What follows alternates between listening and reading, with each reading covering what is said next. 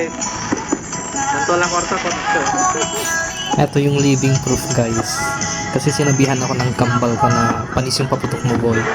Yung sinabi ko pag may pera ako, gagawa tayo ng ganitong firework display. And guys, kasi ito yung living proof talaga. Nag-manifest ako while watching this firework na someday magkakaroon ako ng ganito. Makakagawa ako ng ganyan. Diyan tayo mismo nag-umpisa ng mga harap guys na in the near future sa mga New Year magkakaroon tayo ng mga ganito. After 2 years ko mag-manifest, ito na yung view ng mga kapitbahay. Ito yung proof na manifestation really works. After 2 years ko mag-manifest doon sa Capitol, sinasabi ko, hindi na ako magpapaputok. Wala akong pera ngayon this year, bawi na lang next year pag makapag-ipon ako. But God knows, out of nowhere, alam mo, gumagawa si God ng paraan para makapagpaputok tayo.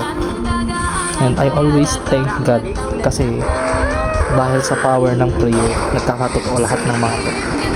Diba? Saan tayo kukuha niyan? Guys, saan tayo kukuha ng mga ganyan? Diba?